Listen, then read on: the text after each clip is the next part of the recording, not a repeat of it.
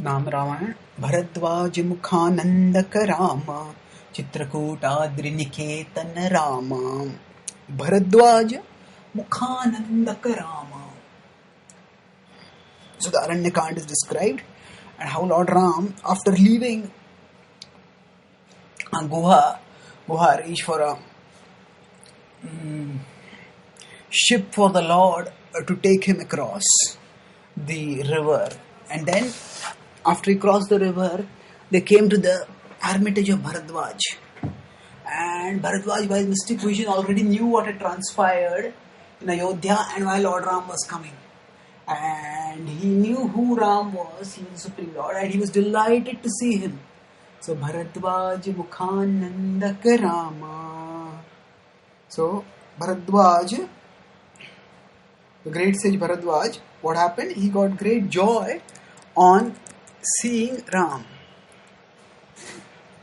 And Bharadwaj requested that you are to stay in the forest, stay in my hermitage. I offer my hermitage to you.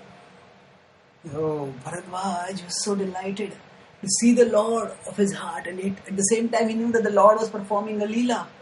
And in his Leela, he was playing the role of a Kshatriya.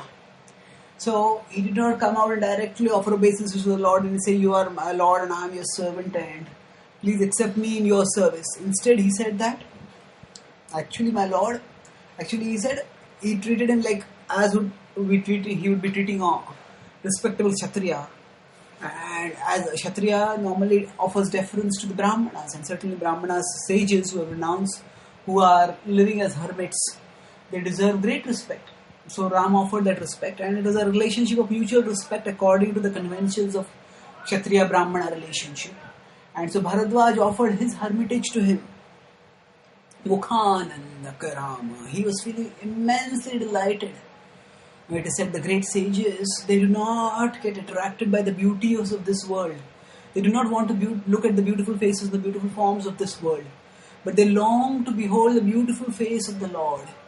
And the Bhagavatam says that Hasam Hare Avantakhila Loka Tivra Shokashu Sagar Shoshana Atyudaram. This is that the Lord's smile is so compassionate. That in this world there is so much grief that if we brought together all the tears that we have shed because of this grief, that it would become an ocean. But that ocean of grief gets evaporated by the mercy of the Lord. So that is what happens to the sages who behold the beautiful form of the Lord. All their misery just evaporates away. And that's Bharadwaj was so delighted to see the beautiful form of the Lord, the beautiful face of the Lord. Mukhanandaka Rama. And he desired that I see him not just once, but again and again and again, and daily. And he said, you please stay here.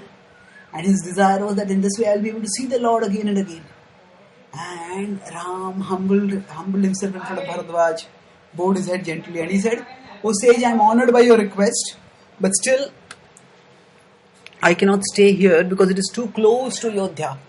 And anyone can come here, the citizens of Ayodhya will come to know, and then they will come and request me, and they will disrupt the peaceful setting of the hermitage by your request. So please tell me of some other place where I can stay. And then Bharadwaj told him about Chitrakoot. It's a mountain not very far away, but he said you can go there and you can stay there. That is secluded. It's not such a well-known place. Bharadwaj was a great sage and his hermitage was a well-known place. But if Ram constructed a small cottage on Chitrakoot, nobody would come to know about it. At least not so quickly, and they could live with greater discretion. And as they departed, Bharadwaj requested that when you come back from your exile, please give me your darshan once again. Please come to my hermitage once again. Lord Ram, I'm honored by your request. I'll surely come when I return. I'll be blessed to have your darshan before I enter into the kingdom once again. Saying this, he departed. And Chitrakoot Adriniketan Rama. As they set off on foot, in the initial part of the journey to the exile, they had come with Sumantra on his chariot. But from Guha's kingdom onwards, when they got into a boat to cross the river, then the chariot went back. And Now they were walking on foot. So they walked on foot and they came to the beautiful Chitrakoot mountain. And they climbed up, almost 3/4 of it they climbed up, and there they saw a small plateau. And they decided to construct a hut over there.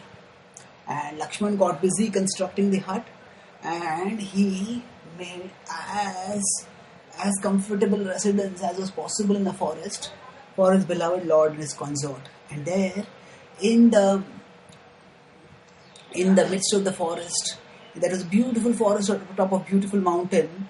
Ram and Sita started living there and passing the time of their exile in the simplicity of the forest. And there they, as they lived in harmony with the nature and in the company of each other, with the service of Lakshman, they found great happiness there also. Chitrakoot Adriniketana Rama, that Lord who used to live in palaces, now he made his Niketana, he made his abode in a simple cottage, a simple hut practically in a mountain. And yet he was happy there. So Lord demonstrated that we should be satisfied with whatever we get. If we have opulence, luxury, we are satisfied in luxury. If yadrucha, if by the will of destiny, we are forced to live in simplicity, we live in simplicity also. And either way, by being strong in our principles, by being sticking to dharma, we can be happy.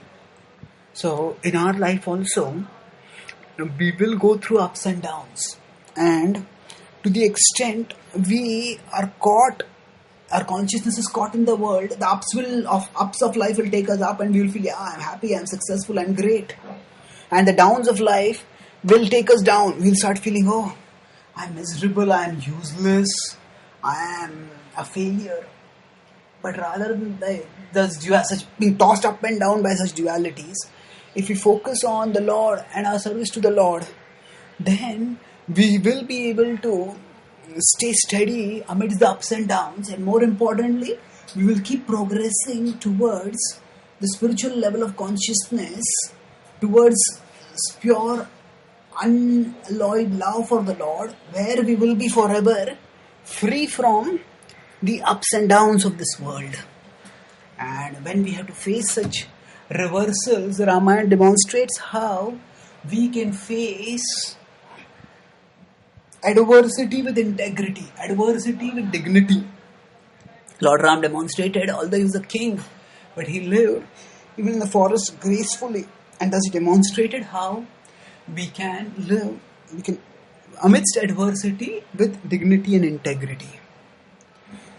To the extent we take shelter of the Lord, to that extent we too can experience the capacity by His grace to face whatever life provides us, and to deepen our absorption in Him and to get our satisfaction therein, instead of seeking it in the world where it will inevitably be threatened and taken away by life's vicissitudes. Thank you.